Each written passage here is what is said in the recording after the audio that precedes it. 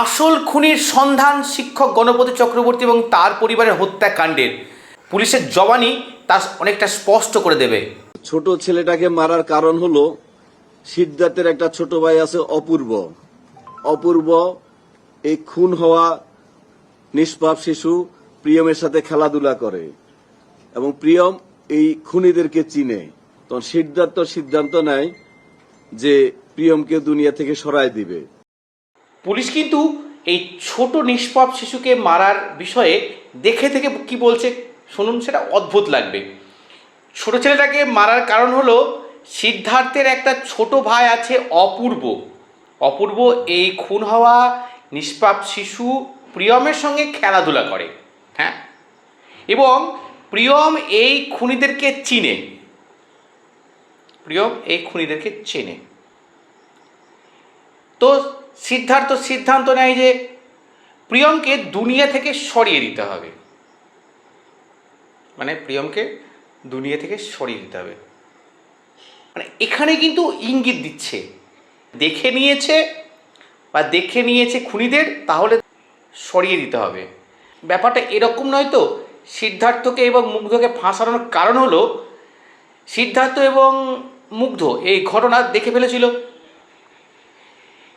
কেননা ঘটনা অনুযায়ী রাত্রে সিদ্ধার্থ মুগ্ধ কাপড়ের দোকানে কাজ করতো, তারা রাত্রিতে ফিরত এবং প্রতিবেশী হওয়ার ফলে আমাকে যখন পুলিশ বললো যে চলেন তো একটু বাসায়, আমি বাসায় আসলাম। বললো যে আপনার ছেলে সিদ্ধার্থ, হ্যাঁ কোথায় আছে, যে ঘুমিয়ে গেছে। যখন রাত্রি 3টা বাজে, তারপর একটু ঢাকা দিতে পারবেন? হ্যাঁ, ঢাকা দেবো না কেন। আমি ওনাদেরকে নিয়ে গিয়ে ডাক দিয়ে দিলাম। তারা অনেক ঘটনার সাক্ষী, তারা জানে এই যে শিক্ষককে বারবার যে জুলুম করে চাঁদাবাজি তোলাবাজির সম্মুখে তাকে হতে হয়েছে এবং শিক্ষক কিছু টাকা দিয়েছে, তাকে ধমকি দিয়েছে, এই যে বিষয়গুলো আসল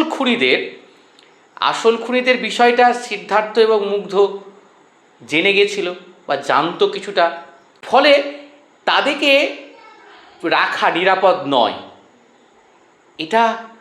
এই চক্রান্ত করেই দুজনকে ফাঁসানো এবং সহযোগিতায় এই যে হিন্দু নিধন কার্যে যারা প্রত্যক্ষ সংযোগী রয়েছে এবং সহযোগিতা, অবশ্যই আপনারা এত হিন্দু নিধন হচ্ছে দেখতে পাচ্ছেন, একের পর এক ঘটনা ঘটছে। দীপুদাস হত্যাকাণ্ড দেখতে পাচ্ছেন, আরও হত্যাকাণ্ড দেখতে পাচ্ছেন, একের পর এক লুটপাট, অগ্নিসংযোগ, খুন হচ্ছে। সেখানে প্রশাসন কিন্তু নিশ্চুপ এবং প্রশাসনের কিন্তু ভূমিকা আপনারা ভালো করে দেখতে পাচ্ছেন। এবং এখানে কিন্তু প্রশাসন কিন্তু একদিনের মধ্যেই সাংবাদিক সম্মেলন সমস্ত করে বিষয়টা কি বলছেন, যে ইয়াবা সেবন করে 3 তলা থেকে লাফ দিয়ে শিক্ষক গণপতি চক্রবর্তীকে একের পর এক তারা কিন্তু গলায় ফাঁস দিয়ে খুন করে। এবং মানে ইয়াবা সেবন করলো, দুটো ছাদ টপকে গিয়ে 3 তলায় উঠলো, তারপরে সেখানে আবার কী করলো, সেখান থেকে লাফ দিয়ে শিক্ষক মশাইয়ের বাড়িতে ঢুকলো, একের পর এক তারা কিন্তু খুন করলো। এবং ঘটনাচক্রে যে তদন্তকারী অফিসারের যে জামাটা, সিদ্ধার্থের জামাটা কিন্তু এক হয়ে যায়। শুধু এক হয়ে যায় তাই নয়, এবং সিদ্ধার্থের বাবা বলছে পুলিশ যখন আসে তখন সিদ্ধার্থ ঘুমিয়েছিল। রাত্রি 3টের সময় একজন খুন করে এসে সে কিন্তু ঘুমোচ্ছে, মানে নিশ্চিন্তে ঘুমোচ্ছে। মানে এরকম খুনি আমরা দেখতে পাই না। সিদ্ধার্থের বাবা বলছে তাকে তুলে দেওয়ার পর সে আর এক খুনিকে তাকে যখন বাড়ি দেখানোর জন্য যাচ্ছে, তিনি একদমই স্বতঃস্ফূর্তভাবে সেখানে তার বাড়ি নিয়ে যাচ্ছে।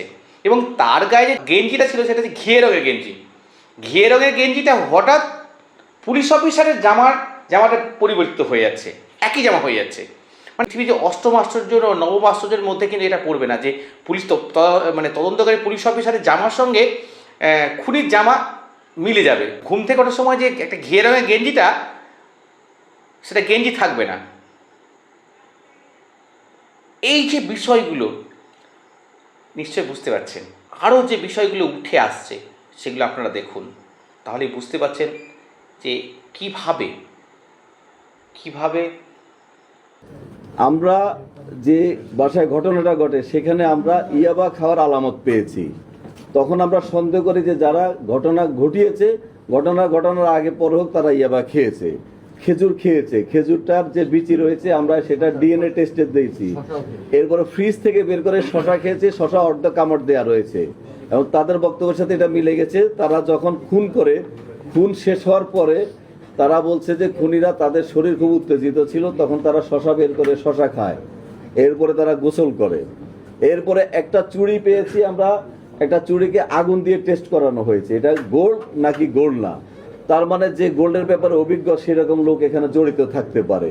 এইসব তথ্য উপাত্ত বিশ্লেষণ করে আমরা আমাদের কাজে অগ্রগতি হয়েছে এবং আমরা আসামি গ্রেপ্তার করতে সক্ষম হয়েছি। আমাদের যেটা জানার বিষয় যে আপনারা বলছেন যে 3 তলার ছাদ থেকে দোতলার ছাদে গেছে, আমরাও তো সেখানে গেছি, আমরা 3 তলার ছাদে গেছি। 3 তলার ছাদ থেকে দোতলার ছাদে আসলে গেল কিভাবে, সেটি কি লাফিয়ে গেল বা কিভাবে গেল সেটি আমাদের একটু জানা দরকার। আমি একটু স্যার, আর 2 জন মানুষের পক্ষে এই 4 জন মানুষকে এইভাবে খুন করা, এইটা আসলে কোন জায়গার যুক্তি থেকে আসে? সমস্ত মুশরিককে পৃথিবী থেকে নিশ্চিহ্ন করা হবে ইনশাআল্লাহ। যে সমস্ত সন্ত্রাসী কার্যকলাপ চলছে, হিন্দু নিধন কার্যকলাপ চলছে, তাদের সঙ্গে কারা সম্পৃক্ত এবং তাদের কীভাবে আড়াল করা হচ্ছে এবং তার সঙ্গে প্রশাসনের যে ভূমিকা আপনারা নিশ্চয়ই দেখতেই পাচ্ছেন। বিভিন্ন তথ্য, বিভিন্ন রকম অসঙ্গতি পরপর আপনারা দেখতে থাকুন।